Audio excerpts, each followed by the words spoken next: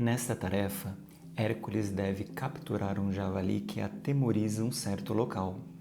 É uma prova que evoca seu equilíbrio e discernimento.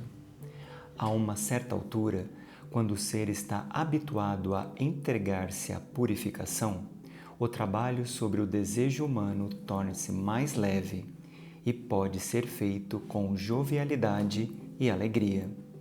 Ao tratar com forças contrárias, achar o equilíbrio sem usar força bruta.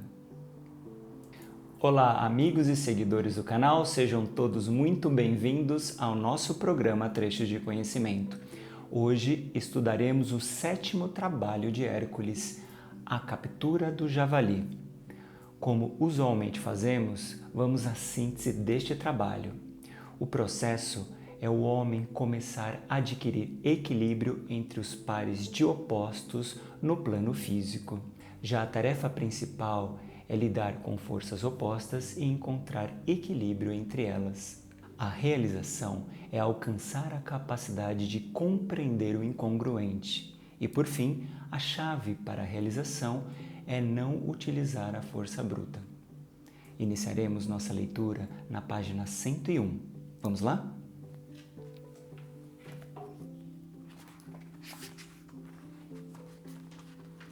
Como se viu até aqui, o desenvolvimento de Hércules é acompanhado pelo grande ser que preside aos valores internos dos homens.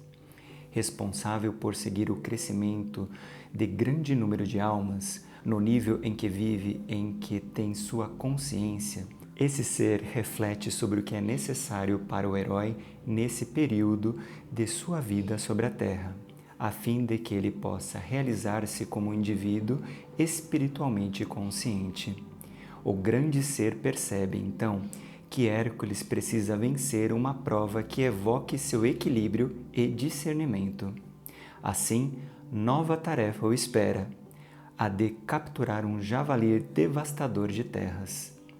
Antes da partida, Hércules é aconselhado pelo seu instrutor interno a alimentar-se bem, pois a prova que iria enfrentar incluía a busca de equilíbrio, que deve ter início no plano físico. A tarefa previa também um teste concernente à amizade e à coragem, o que exigiria dele o uso do discernimento. Vejamos como tudo isso se dá. Pronto para partir, o guerreiro recebe um arco de presente, mas, como não tenciona matar, abandona essa arma e vai-se de mãos vazias. Sobe então pela montanha em busca do javali. Por todas as partes ele pôde perceber o temor do povo, assustado pela presença da fera na região. Sem se deixar envolver, Hércules avança em sua caminhada. Um pouco adiante encontra um centauro com o qual se detém para conversar. Fascinado, acaba esquecendo-se de sua meta principal. Em meio ao animado diálogo, o centauro convida-o a beber do vinho de um barril ali disponível, que pertencia ao grupo dos centauros e era destinado às suas comemorações. Movidos pelo entusiasmo do feliz encontro, Hércules e o centauro abrem o barril e convidam um segundo centauro que acabara de chegar para beber com eles, formando assim um triângulo muito alegre e criando ali uma pequena festa. Em sua celebração, os três fazem tanto barulho que são ouvidos à distância pelos outros centauros, que se aproximam furiosos por causa do vinho que estava sendo bebido indevidamente. Trava-se então entre eles uma luta selvagem. Hércules, apesar de disposto a não matar mais ninguém, acaba por assassinar descuidadamente, durante a batalha, os dois amigos com os quais festejara. Quando retoma, afinal, a busca do javali, deixa para trás todo o grupo de centauros arrasados com o acontecido. Essa cena não lhe é estranha. Anteriormente, com a tribo das mulheres guerreiras, ele passara por experiência semelhante. É noite. Faz muito frio. O javali continua escondido. Hércules começa a procurar, dentro de si mesmo uma forma de capturar o feroz animal. Vem-lhe então a ideia de preparar-lhe uma armadilha, o que não é difícil para ele, treinado que é em coisas desse gênero. Tudo preparado, ele fica por perto, silencioso e de sobreaviso. Passam-se as horas, até que o faminto javali se aproxima lentamente à procura de alimento, caindo na armadilha e tornando-se prisioneiro de Hércules.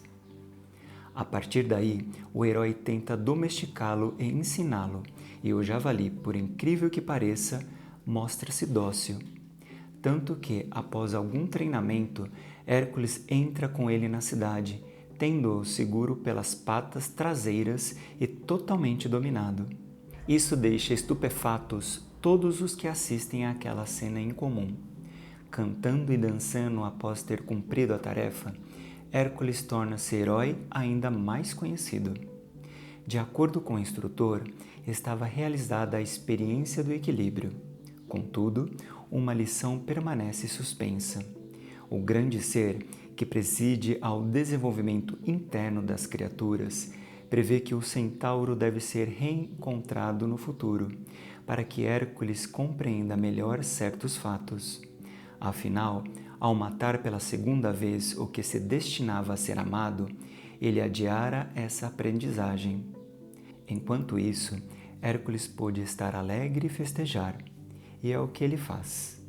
O que se constata aqui é que, até certo ponto da evolução do homem, a tarefa de dominar e transformar o desejo é considerada difícil, pesada e triste, além de preocupante. Depois de determinado momento, quando o ser está habituado a entregar-se à purificação, o trabalho sobre o desejo humano arregado torna-se peso leve, encarado com jovialidade e alegria. À medida que o homem alinha sua personalidade com as energias do próprio eu interno, usufrui da alegria desse núcleo, que não conhece as penas comuns do emocional e do mental. Sabe-se que o desejo não pode ser controlado pela força física, e tampouco apenas pelo pensamento. Eis porque os dois centauros, que representam essas forças, não conseguem dominar-se. Fazem a festa fora de hora e com um vinho que não lhes pertence. E o desejo sempre retorna, se não é tratado por meio de outros processos. Desta vez, com o javali, Hércules não usa mais a força. Encontra soluções inusitadas, tais como levá-lo pelas pernas traseiras, percebendo logo que grande valor tem o que é considerado incongruente. O povo ri diante do inesperado, e o riso é bom para a humanidade, que normalmente vive contraída.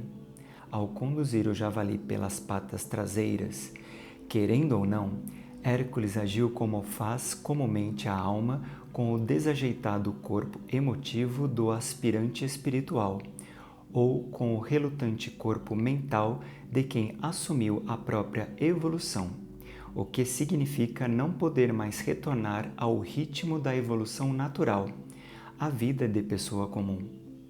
Seguir o javali até o alto da montanha é como elevar e transmutar os próprios desejos.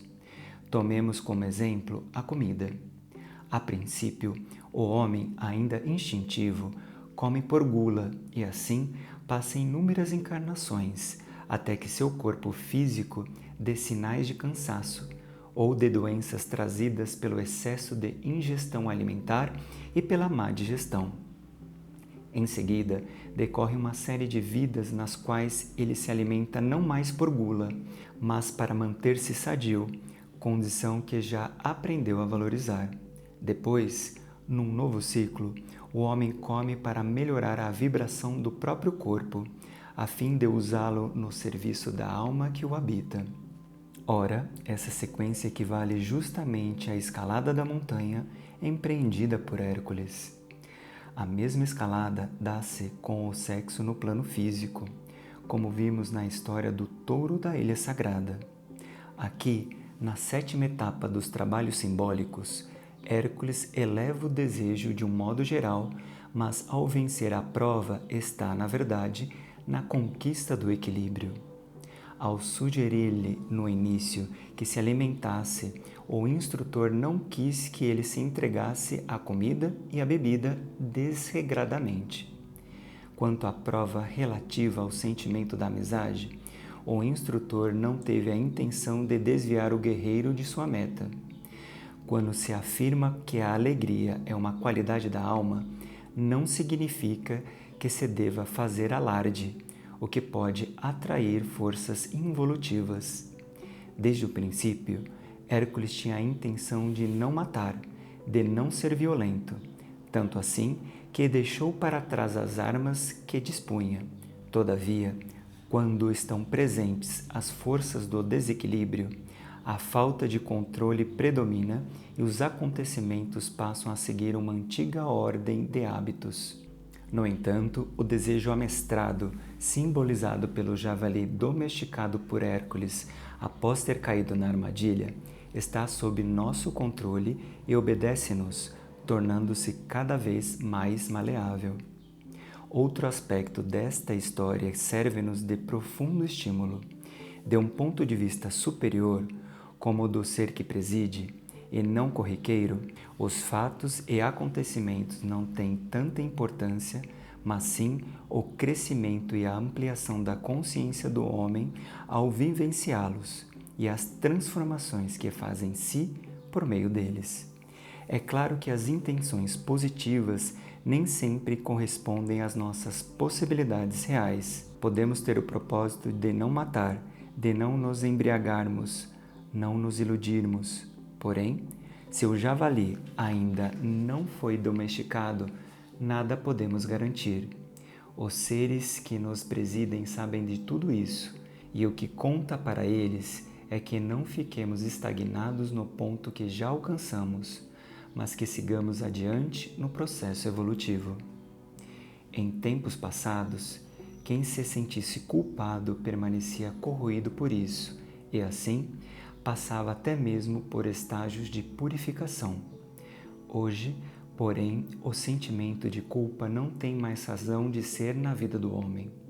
A forma real de se olhar para uma ação passada é encará-la como já efetuada. Em si, ela não pode ser desfeita, pois não é possível, na verdade, voltar atrás. Não se apaga nem se altera um ato já praticado. O que se pode fazer é reconhecê-lo bem claramente, ver-lhe as consequências, até o ponto em que isso pode ser feito, e em seguida, dispor-se a não mais repeti-lo, se for o caso. Com essa energia, que é o poder de decisão, meio caminho está percorrido na trajetória de se eliminar o sentimento de culpa. O restante vem em seguida.